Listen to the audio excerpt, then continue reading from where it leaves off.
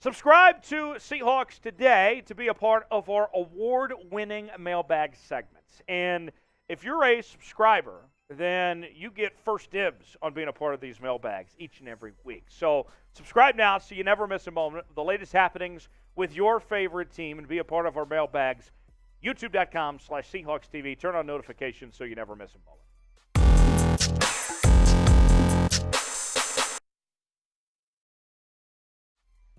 It's mailbag time here on Seahawks Today, powered by Chat Sports. Tyler Jones here with you. So glad to have you with us.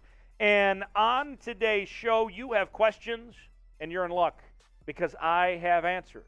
First question from the mailbag comes from SpiderFan, #Seahawks. Do you think Bruce will improve the defense in any significant way? You know, that's a good question, Bruce. I'll put it, or SpiderFan rather, about Bruce. I'll put it this way. So here's the deal. When it comes to this situation of bringing in Brucey, he goes to the practice squad. And it's not going to be an overnight thing. He's going to have to work his way up to the 53-man roster. And obviously, the coaching staff liked something, okay? They worked him out. They wouldn't put him on the practice squad. They wouldn't give him a shot if they didn't like what they saw in some way, shape, or form. So will he make a difference? That remains to be seen. He hasn't been on the football field much, as of late, and he hasn't played really at a high level in a couple of years. But the Seahawks coaching staff sees something. So we'll see. I would lean towards no, but I wouldn't rule it out. I'll put it that way. So thanks for the question there, Spider fan. Next question coming in from Raw Hector. Raw Hector wants to know, I don't understand the Bruce signing when KJ would have been better. Well, I don't know if KJ Wright wanted to be on the practice squad. Remember that. That's a big difference here that we're talking about.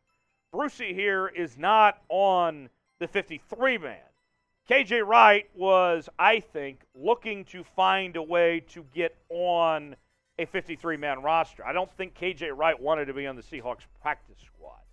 And the other thing, too, with KJ Wright that was pointed out a lot by Seahawks management, whether it be Pete Carroll or John Schneider, that they said a lot over the offseason when this idea was brought up, was that they felt with the scheme that they were going to, with this new defensive scheme under defensive coordinator Clint Hurt, that KJ Wright was not the right fit for what the Seahawks wanted to do, that it didn't seem like a good marriage on that front. So I think that's the reason there. So, Raw Hector, good question, but remember, Brucey's on the practice squad. He's not on the 53-man just yet, anyway. Wayne writes in, what position is the greatest need going into Week 6? Well, I think you could just say defense, and that would probably answer your question. I mean, actuality, that defense has got a lot of problems right now. I like what I've seen from Tariq Woolen at the corner spot, safety. So I wouldn't put corner there, although there is a need, but that's not the biggest need. Safety, still trying to find an answer with the Jamal Adams injury, and the safety spot has not been good since Jamal Adams went down. And then you look at the linebackers, the defensive line. There's a lot of weakness there. I mean, you could put it this way. You could pick about any position on that defense, draw it out of a hat, and have a logical reason to give an answer for what the greatest need is. It's not offense, but it's somewhere on that defense. We've seen the offense play pretty well the last few weeks. Seth writes in, what will the Seahawks running back room look like without Rashaad Penny? Well, Seth, glad you asked as far as that running back room goes. So this is what the Seahawks are doing right now with the running back room. Kenneth Walker III is now your lead back. DJ Dallas slides into the number 2 running back role, and DJ Dallas is going to be your third down back. And then you bring in Tony Jones from the New Orleans Saints and to be that number 3 back. You're going to roll with these guys for right now. And I think what you're going to see is before Kenneth Walker was not getting a whole lot of touches, right? I mean, it was very minimal of how much he was getting the football. I think that's about to increase a lot, that the load that we'll see from Kenneth Walker III is going to double, that he's going to take on a lot more. So that's going to be the big change. Is just, the personnel. Those guys are, guys that you've already known. The personnel stays the same, but it's the amount, the workload that changes. What's your concern about the Seahawks running back situation right now? Scale it for me 1 through 10. Let me know in the comment section how concerned you are with this running back room as of right now. Next question comes from Josh. I think Geno will remain on fire for the Seahawks. You? I got to tell you, Geno Smith's played outstanding. I like what I've seen from Geno Smith through the first 5 weeks of the season so far. And, as far as will he play at this level, I don't know if he's going to play as good as he's been playing the last couple of weeks, if he's going to continue that throughout the entire season. But I can tell you that even though the coaching staff tried saying this week that, hey, Drew Lock's looking good in practice and all this, Geno Smith, unless something drastic happens, unless, he just falls off a cliff of some sorts, he's going to be the starter. He's done enough where he's the guy throughout the season, barring an injury or something like that. To me, it's hard to ask of him to continue to play at this level. I don't know if he will, and there's some tougher opponents that are coming along the way for Seattle, but he's certainly impressed. I think he's better than any of us thought he would be at this point for sure. Clint writes in, fire Hurt and get Dan Quinn. Well, I don't think it works that way. Dan Quinn is doing a great job as the defensive coordinator for the Dallas Cowboys. I don't think Dan Quinn's leaving for another coordinator job. Dan Quinn is going to be a head coach in this league again after his tenure with the Atlanta Falcons. Took him to a Super Bowl. Things didn't end well necessarily, but Dan Quinn's going to be a head coach somewhere. So, Clint Hurt, I think there's a good chance the Seahawks move on from him after this season, that they make a change, but Dan Quinn's not leaving Dallas for the same position, for a lateral move, quite frankly. Today's show is presented by BetUS, the exclusive sportsbook partner of Chat Sports. Use promo code Seahawks125 for a 125% deposit bonus. Chatsports.com/bet. And you can bet on this weekend's action between your Seattle Seahawks and the Arizona Cardinals. The Seahawks are 3-point underdogs this weekend against Arizona. The over-under currently at 51. Whether you're betting on Seattle or Arizona, or want to bet on other NFL action or college football games, maybe even some playoff baseball, the Mariners looking pretty good at this point. You can place your bets now at chatsports.com/bet. Promo code Seahawks125 for that 125% deposit bonus. JTB writes, #Seahawks, do you think Josh Jacobs could be a good trade option for us? Josh Jacobs has played really well, and if I remember correctly, the Raiders did not pick up Josh Jacobs' fifth-year option. And Josh Jacobs right now is on pace for somewhere around 2,000 yards, and, he's looked really good this season. But, with all that said, I think the most likely scenario now is that the Raiders will probably have to franchise tag Jacobs, and that they're going to milk this for as long as they can, essentially. Is he a good trade option? I think he's a good player, but I don't think he's on the trade market unless contract talks break down in the offseason where Jacobs says he's not going to play for Las Vegas. I don't see him going anywhere. I think he's going to be back in a Raider uniform next year, probably on the franchise tag as far as I'm concerned. Saigon writes in, #Seahawks Today by Chat Sports. Why would we trade for McCaffrey? No different from Penny, injury prone. Saigon, we talked about that this week on the channel, and that was an idea that was brought up by Heavy.com, I believe, of potentially trading for McCaffrey. And McCaffrey's a good football player. He's had a very fine career to this point, but like you said, he's been very injury prone to this point. And, as you get older, he's 26 years old. As you get older over the years, it's not like the injuries, all of a sudden you become Iron Man and things get better. Realistically, when it comes to Christian McCaffrey and preparing for the future and everything, it's unrealistic to expect that these injury issues are just going to go away as far as I'm concerned. So, Saigon, good question there, but I agree. I don't see them trading for Christian McCaffrey. Alien writes, will Bruce play for the Seahawks at all this year? I mean, he could. I mean, it's certainly possible. I think these next couple of weeks, the Seahawks coaching staff obviously liked what they saw in workouts to give him a spot.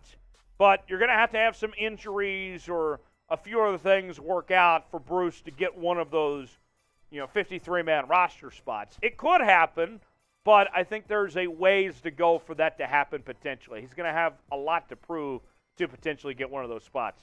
What do you think? Should the Seahawks play Bruce? Should they activate him on the 53-man roster? Let me know in the comments section. Type Y for yes, type in for no. If you think Seattle should, go ahead and play Brucey. Y for yes, in for no, if they should do so. Hey, Pablo, good to see you. Pablo writes in, #Seahawks.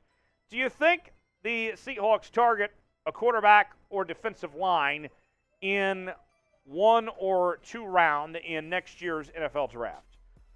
Yes, I do think they definitely target the quarterback spot. Even with as well as Geno Smith's played, I mean, he's still, 32 years old? Even if Geno Smith keeps up at this rate, you still have to find a quarterback to get ready for the future here. So I do expect the Seahawks to take a quarterback. Defensive line, potentially. It's hard to say exactly. There's other needs as well, and it also depends on who's available where, but I do see that as a possibility for sure next year's draft. Thanks for the question, Pablo. Raw Hector, #Seahawks. Should the Seahawks trade for a number 3 wide receiver? I'll say this. The best bet for Seattle is for somebody to finally emerge and be that number 3 receiver. So I say no. I say that your best bet is you say to Marquise Goodwin, you say to D. Eskridge, Derek Young, whoever it may be. Who wants to be the number 3 guy? Does somebody want to step up here? Anybody? Bueller? I mean, somebody needs to step up and be that number 3 receiver. That's your best solution, is that somebody just figure it out. Look, the Seahawks have been very good with their tight ends. We've seen, Colby Parkinson, Noah Fant, Will Dissly. Those guys have played fairly well. They have been, as a collective, your number 3 receiver, essentially. So that's your best bet. Don't trade, but hope that one of your guys finally breaks through and develops as that number 3 receiver. Next question coming in from the boss, #Seahawks. Do you think the defense can get it together like they did in 2020, or will they stay the same and then get more rookies in the draft? I'll say this. When it comes to this Seahawks defense, I mean, there's a lot of young guys. I think they will get better, but you kind of are what you are, if that makes sense. I think you'll see improvement, but there's going to be some lumps along the way. You're still going to see, I would guess, at least a few more games this year where they give up 400 yards and over 35 points. I know that's not what you want to hear, but I think that's the reality, that things get tougher before they get better. You'll see improvement with these guys, but it's not going to be overnight. They will improve, but maybe not improve as much as you would like them to improve. I'll put it that way. How about you guys? Weigh in the comments section for me. The Seahawks defense will improve. Do you believe that? If so, type T for true. If not, type F for false. We here at Seahawks Today believe that there will be at least some improvement. Don't know how much, if it's going to be significant, but at least a little bit. If you agree with us, type T for true. If not, type F for false. A couple more questions for you, and then we'll wrap up here. This one from the Seahawks sports guy, #Seahawks. Do you think we could trade for Saquon Barkley for maybe a second this year if they don't accept a first? Well, the Giants are 4-1 and have been probably the biggest surprise in the entire NFL this year. I don't see them giving up Saquon. I think the Giants are going all in. I mean, unless you offer them the farm of some sorts and I don't see the Seattle doing that. I don't think the Giants are moving on from Saquon Barkley. I think that they are all in on this year and trying to see where things go, quite frankly. So, no, I don't see Seattle trading for Saquon Barkley as far as I'm concerned. And Saquon, kind of like what we talked about earlier with Christian McCaffrey, on the health side of things, he's finally healthy. If you bring in Saquon, then you bring in another injury-prone running back. So, no, I don't see them bringing in Saquon. Spentendo says, what are your thoughts on Geno manning the helm for another year or two while we try and move up on draft capital in the coming drafts? I talked about this earlier. I'll reiterate. I think that there's a good chance Geno is back next year, and that even if you find your quarterback of the future in this next draft, that you ease them into things, that Geno is your guy to train the next quarterback. There's nothing that tells me that Geno can't mentor the next guy or be a holdover until you have it figured out based on the way that he's played so far to this point, been a good teammate. So, yeah, I think Geno could be back next year and train up the next quarterback. I think those two can coexist potentially. Last one from Big Boy wants to know, trade away Drew Lock to the Panthers for Shaq Thompson? So the Panthers, here's their quarterback room right now. And producer Chugs can correct me if I'm missing anybody here. But the quarterback room, including guys that are injured, reserve, and, practice squad and all that, you have there in Carolina right now, Baker Mayfield, Sam Darnold. You also have Jacob Eason, I believe, is hanging around the practice squad there, former Seahawk. P.J. Walker is still around there. And Matt Corral, they drafted from Ole Miss. I don't think they're taking in any more quarterbacks unless they find an elite quarterback, unless they're making a trade for a big-name elite quarterback. I think that they have a lot of guys there. Obviously, Baker's not playing that great right now, and that team is just a mess. But I don't see them trading for Drew Lock with how many quarterbacks they have in that quarterback room. But thanks for the question, Big Boy. As always, you can follow me on social media, Facebook, Twitter, Instagram, at Tyler Jones Live. Talking about your Seahawks all the time there, and we will see you next time here on Seahawks Today.